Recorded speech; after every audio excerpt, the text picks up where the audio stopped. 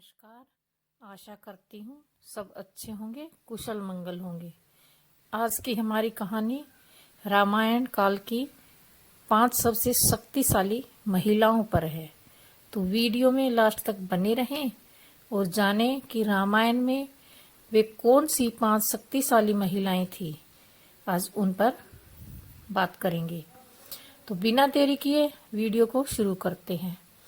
Number 1, Kaikeyi. Ayodhya के राजा दशरथ की अति प्रिय रानी कैकई के कारण ही रामायण की रचना हुई। कैकई के द्वारा 2 वरदान मांगना ही सबसे बड़ी घटना थी।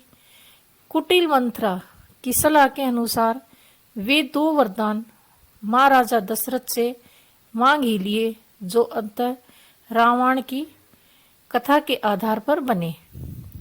रामायण के नारी पात्र कैकई का स्मरण आम आदमी घृणा और तिरस्कार के साथ करता है। आज भी कोई अपनी पुत्री का नाम कैकई नहीं रखता और ना ही रामायण के प्रायण के बाद में कैकई के चरित्र पर किसी का ध्यान जाता है। राम ने इतना अधिक स्नेह करने वाली कैकई इतनी कठोर क्यों हो गई? उन्हें वनवास दे डाला।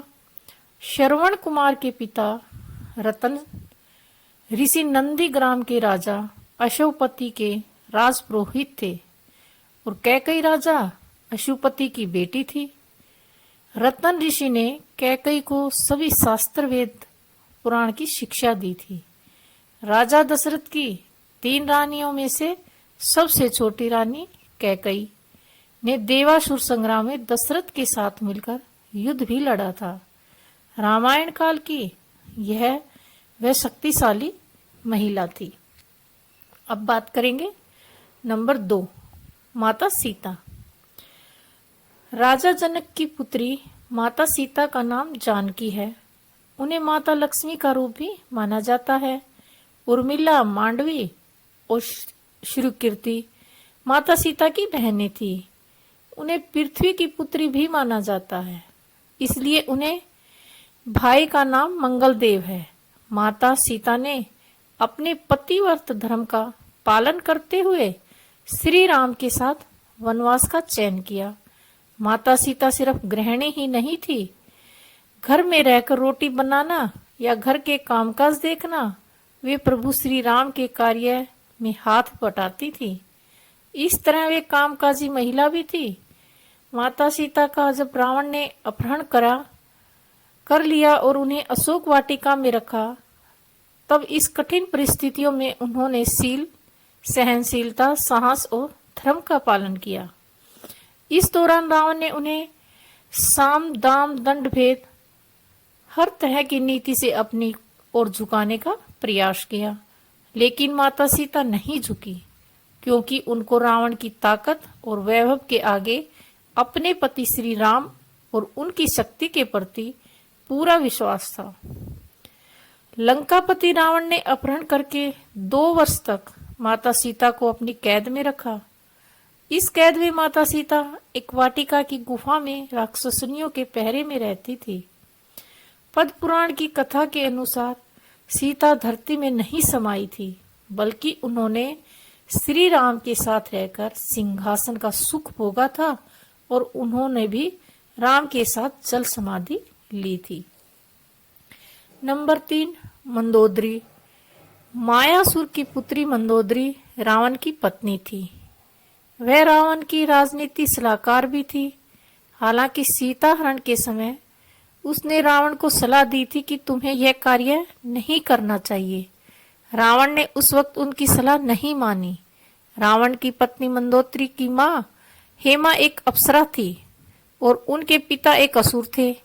अप्सरा की पुत्री होने के कारण मंदोदरी बेहद खूबसूरत थी, साथ ही वह आधी दानव भी थी।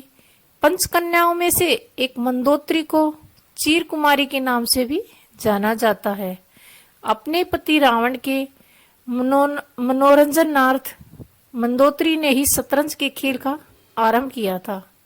मंदोदरी ने रावण को पुत्र मिले अक्षय कुमार, मेघनाथ और अतिकाय। महोदर, प्रहस्त, विरूपाक्ष और भीकम वीर को भी उनका पुत्र माना जाता है। रावण की कई रानियां थी, लेकिन लंका की रानी सिर्फ मंदोदरी को ही माना जाता है। ये थी रामायण की 3 सबसे बड़ी महिलाएं।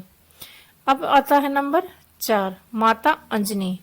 हनुमान की माता अंजनी को भी सभी जानते हैं।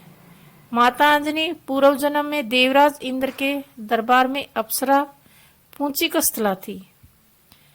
ऋषि ने पूंजिकस्थला को श्राप दे दिया था कि जा तू वानर की तरह स्वभाव वाली वानरी बन जा। ऋषि के श्राप को सुनकर पूंजिकस्थला ऋषि से क्षमा याचना मांगने लगी। तब ऋषि ने दया दिखाई और कहा कि तुम्हारा वह रूप भी परम तेजस्वी होगा। तुमसे एक ऐसे पुत्र का जन्म होगा जिसकी कीर्ति और यश से तुम्हारा नाम युगों युगों तक अमर होगा। इस तरह अंजनी को भी वीर पुत्र का आशीर्वाद मिला। अगर आपने अभी तक हमारी चैनल को सब्सक्राइब नहीं किया है तो प्लीज चैनल को सब्सक्राइब करें, लाइक करें और शेयर करें। अब आगे चलते हैं। आखिरी और 5वीं महिला अहिल्या। अहिल्या हमारी नृत्य परंपरा के मुताबिक ब्रह्मा ने उर्वशी का अभिमान तोड़ने के लिए अहिल्या को सबसे सुंदर स्त्री बनाया था। देवी अहिल्या की कथा का वर्णन वाल्मीकि रामायण के बालकांड में मिलता है। अहिल्या अत्यंत ही सुंदर, सुशील और पतिव्रता नारी थी। उनका विवाह ऋषि गौतम से हुआ था। दोनों ही वन में रहकर तपस्या और ध्यान करते थे। शास्त्रों के अनुसार